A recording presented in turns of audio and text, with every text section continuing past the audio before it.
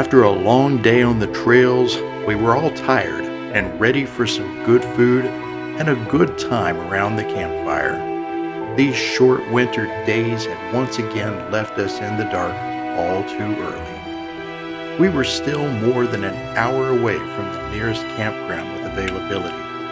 We'd left the trails in hopes of getting there as quickly as possible, and as we came up to speed on the highway, our minds shifted to the tasks that lie ahead. But then, suddenly, our thoughts were interrupted by a frantic call across the radio. It was one of those calls you never want to hear. It was not fully clear what was happening, but one thing was clear. Pete was in trouble.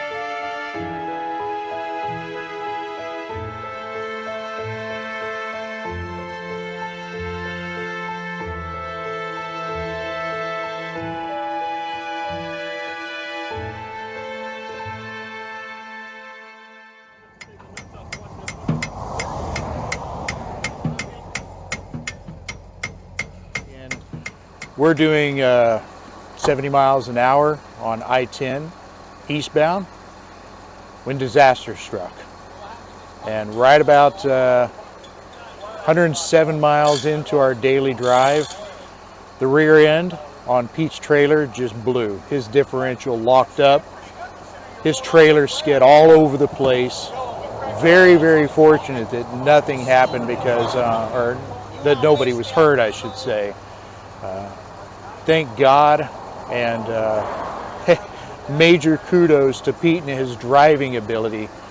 I don't know that just anybody could have been able to salvage what had just happened to him. And he took a really, really bad situation and salvaged it. So. I know. Come off of there.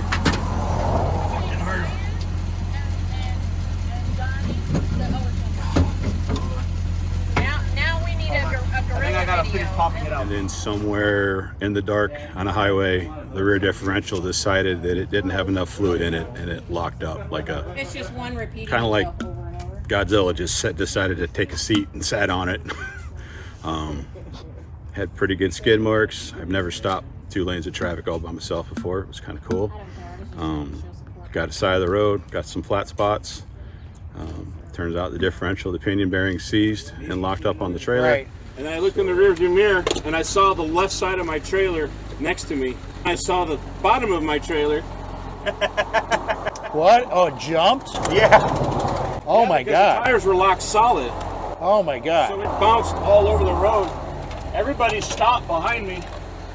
And then the one guy gets out of his car and the truck driver looks at me and says, "How did you not die?"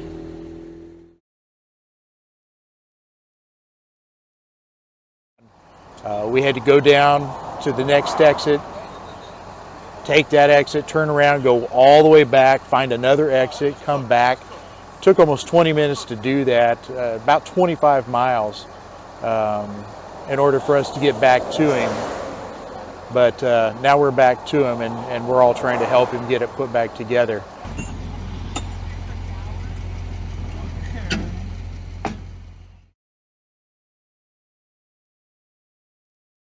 This is the type of stuff that can happen when you take road trips. So this is one of the reasons that we always say you don't want to take these types of trips by yourself. It's so much better if you can do like this. You know, we've got 6 Jeeps here. We've got a dozen people. A lot of people in this group that really know what they're doing as far as working on vehicles and taking care of each other. We've got recovery gear. You guys saw how we did that earlier today when we got Bryant out of the mud hole when he was in there. And you know, when you go on stuff like this and you've got your team, you've got a crew with you that can help you, that's there for you, that can actually help you when you find yourself in one of these situations. It's a beautiful thing, because sooner or later something's going to go, something's going to give, and it's a really nice feeling to know that you've got people with you that are knowledgeable and capable and have the tools, you know, for situations just like this. Hopefully we never have another problem like this.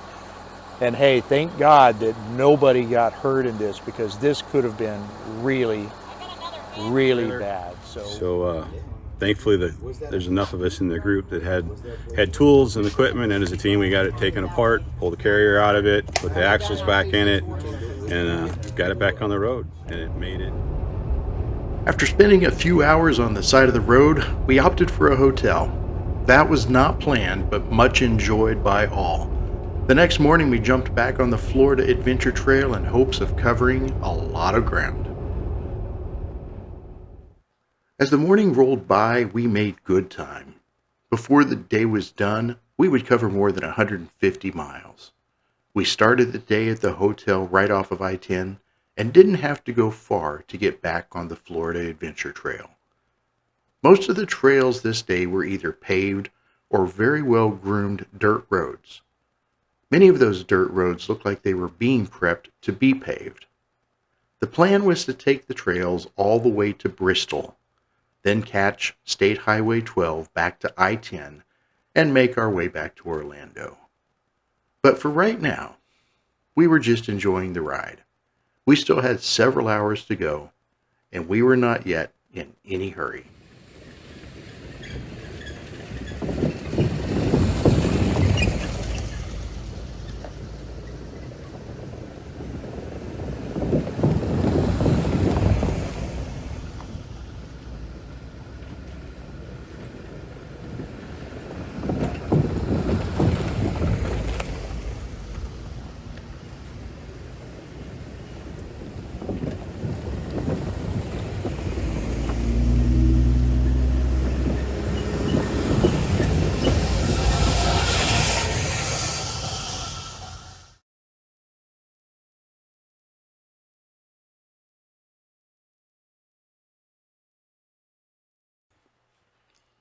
We ran into something very interesting when we reached the town of Wausau.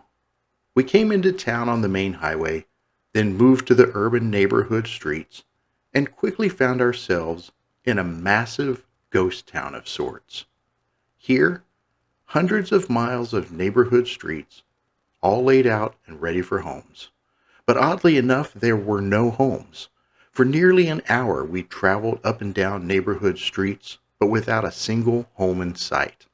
It was a very strange thing to see. After doing a little digging, we found out that this is Sunny Hills, a massive undertaking that began in the 1960s and really began to take off in the early 1970s. It's 28 square miles of neighborhood streets, 220 miles of roads, more than 24,000 residential lots that were intended to house 60,000 residents. It's something to behold. We'd never seen anything like it. Now, what we could find out about Sunny Hills was limited. It seems most people involved did not want to talk about it, but a horrible economy and shifting politics seems to have played some part in this, and eventually led to the project's abandonment. Evidently, a portion of the neighborhood stuck and thrived and still houses a beautiful neighborhood with a golf course. But we did not see that part. Now, if you know more about this section, please share it with us in the comments below.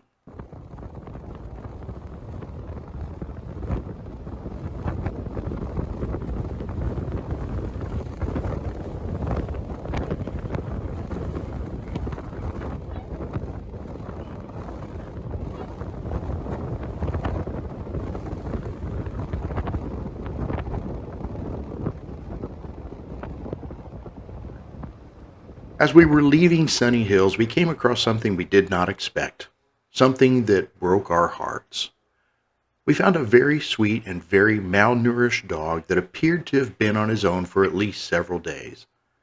The relatively remote area of Sunny Hills must have seemed like a good place for someone to dump this poor soul. He was very hungry and very thirsty, and despite having been abandoned, he was very friendly. We instantly fell in love with him. Now we're hoping that our assumptions were wrong and that this dog was not abandoned. We're hoping that someone will see this video and know where this little guy lives and help us get him back where he belongs. This was not a feral dog. He was well behaved, he had no fleas or ticks, and his hairline looked like he'd previously worn a collar for a long time. Our hope is that we'll be able to bring you a future video update letting you know that this guy was able to be reunited with his family. But we need your help in order to do that. If you know anything about this dog, please share it in the comments below, or better yet, contact us through the Facebook page for the Dirty Bunch Jeep Club. Right now, he's with a local shelter that is not going to put him down. They're helping him recover and helping to try to locate his family. If they can't find his family, then he'll be looking for a new one, and we might just have to make the drive back up there and bring him home to stay with us.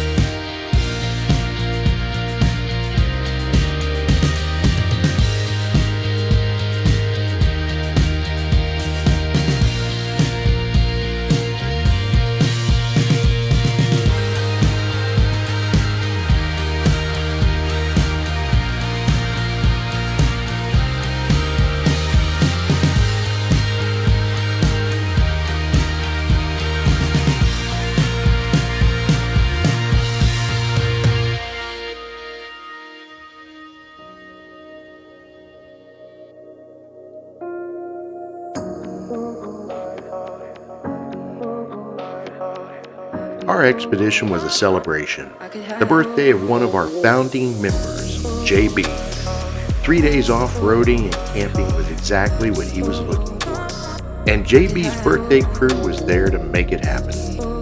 We always find good times along the trails we explore, but that, in large part, is the result of being out there with good people. We hope to see you all out there, and we invite you to join us on future rides. You can find the Dirty Bunch Jeep Club on Facebook, and once there, be sure to check out the events tab so you can make your plans to join us on our next adventure.